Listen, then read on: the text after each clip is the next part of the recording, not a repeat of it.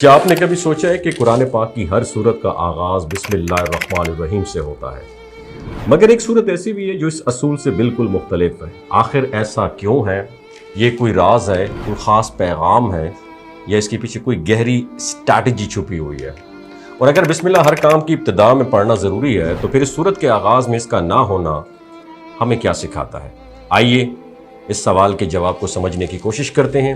تو ہم سب جانتے ہیں کہ ہمیں ہر اچھے کام کی ابتدا بسم اللہ الرحمن الرحیم سے کرنے کا حکم دیا گیا۔ اس کا مطلب یہ ہے کہ ہم اپنے کام کا آغاز اللہ تعالیٰ کے نام سے کرتے ہیں جو نہایت مہربان اور رحم کرنے والا ہے۔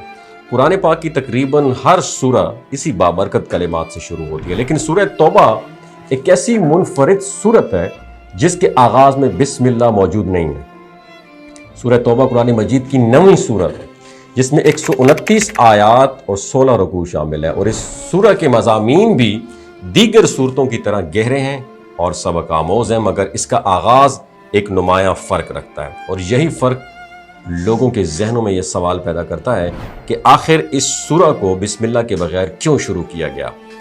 تو ناظرین، یہ سورت 2 ناموں سے معروف ہے، التوبہ اور البراء۔ اسے توبہ اس لیے کہا جاتا ہے کیونکہ اس میں اللہ تعالیٰ نے کچھ مومنوں کی توبہ قبول کرنے کا ذکر فرمایا ہے، جبکہ برات اس لیے کہا جاتا ہے کیونکہ اس کے آغاز میں مشرکین سے مکمل بیزاری اور علیحدگی جو ہے سپریشن کا اعلان کر دیا گیا ہے۔ تو توبہ کا اصل مفہوم یہ ہے کہ انسان گناہوں کی تاریکی سے نکل کے اللہ کی طرف رجوع کرے، روشنی کی طرف آئے اور اپنی اصلاح کرے، اور جو شخص سچے دل سے توبہ کرتا ہے اور اپنی زندگی بدلنے کی کوشش کرتا ہے وہی حقیقی کامیابی حاصل کرتا ہے، بشرطے کہ وہ اپنی توبہ پر ثابت قدم رہے۔ انسان کے لیے سب سے بڑی جنگ اپنے نفس کے خلاف ہے، اور یہی وہ سٹرگل ہے جسے سب سے بڑا جہاد کہا گیا ہے، کیونکہ نفس کو قابو کرنا آسان بالکل بھی نہیں ہوتا، لیکن جو شخص اس پہ قابو پا لیتا ہے وہ پھر اللہ کے احکامات پر عمل کرنے میں کامیاب ہو جاتا ہے۔ سورہ توبہ میں ایک بہت ہی خوبصورت واقعہ بھی بیان ہوا ہے جس میں 3 ایسے صحابہ کا ذکر ہے جو غزوہ تبوک میں شریک نہیں ہو سکے۔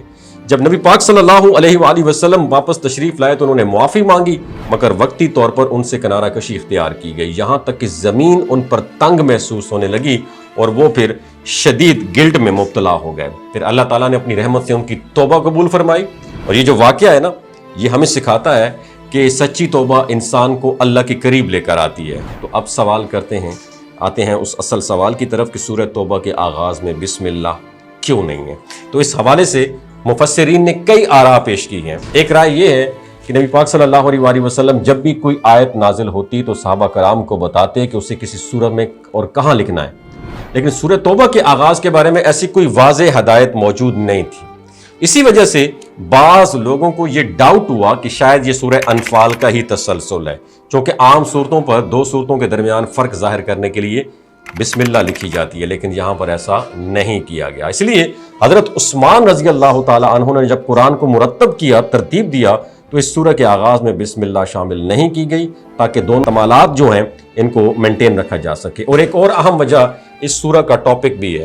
سورہ توبہ کا آغاز دراصل مشرکین سے اعلان برات، ان کے معاہدے توڑنے اور ان کے خلاف سخت موقف سے ہوتا ہے۔ اس میں اللہ تعالیٰ کا جلال، اینگر، غصہ اور منافقین سے بیزاری کا اعلان ہے، جبکہ بسم اللہ الرحمن الرحیم اللہ کی رحمت، شفقت اور مہربانی کو ظاہر کرتی۔ اس لیے بعض علماء کے مطابق رحمت کے ذکر کے ساتھ فوراً سختی اور عذاب کا بیان یہ بھی مناسب نہیں سمجھا گیا۔ ایک روایت کے مطابق حضرت جبرائیل علیہ السلام بھی اس سورہ کے آغاز کے ساتھ بسم اللہ لے کر نازل نہیں ہوئے تھے، اور نبی پاک صلی اللہ علیہ وآلہ وسلم نے بھی اسے لکھوانے کا حکم نہیں دیا۔ کچھ علماء اس بات کو ایک مثال سے سمجھاتے بھی ہیں کہ اگر کوئی شخص آپ کا قیمتی سامان چرا کر بھاگ جائے اور آپ اسے پکڑ لیں تو کیا آپ اس سے بات شروع کرتے وقت بسم اللہ الرحمن الرحیم کہیں گے؟ ایبسولوٹلی ناٹ، بلکہ آپ سیدھا اس سے سوال کریں گے اور اس کے عمل پر گرفت کریں گے۔ اسی طرح سورہ توبہ میں اللہ تعالیٰ نے براہ راست ان لوگوں کو مخاطب کیا ہے جنہوں نے وعدہ توڑنے اور حق کا انکار کیا۔ اس لیے اس سورہ کا آغاز ایک سخت اور واضح پیغام سے ہوتا ہے، بغیر بسم اللہ کے۔ جہاں تک اس سورہ کی فضیلت کا تعلق ہے، علماء کے مطابق سورہ توبہ کی تلاوت انسان کو ظلم سے بچاتی ہے، اور اللہ تعالیٰ اس کے ذریعے ایسے کاموں میں آسان کر دیتا ہے جو بظاہر مشکل نظر آتے ہیں۔ تو آخر میں کہنا یہ چاہتا ہوں کہ قرآن پاک کی ہر سورہ اپنے اندر ایک خاص حکمت اور پیغام رکھتی ہے۔ تو سورہ توبہ کا بسم اللہ کے بغیر آغاز جو ہے یہ ہمیں سکھاتا ہے کہ ہر جگہ ایک ہی انداز مناسب نہیں ہوتا، بلکہ حالات کے مطابق پیغام کی نوعیت بھی بدلتی ہے۔ لہٰذا ہمیں چاہیے ہم قرآن کی تلاوت کو اپنی زندگی کا حصہ بنائیں، ان جو مفاہیم ہیں ان کو سمجھیں اور اللہ سے اپنے گناہوں کی معافی مانگتے رہیں۔ اگر یہ ویڈیو آپ کو اچھی لگی ہو تو شیئر ضرور کیجیے گا۔ اپنا بہت خیال رکھیے گا۔ اللہ پاک آپ کو جہاں بھی رکھے اپنی حفظ و امان میں رکھے۔ کامنٹ سیکشن میں آمین ضرور مینشن کیجیے گا۔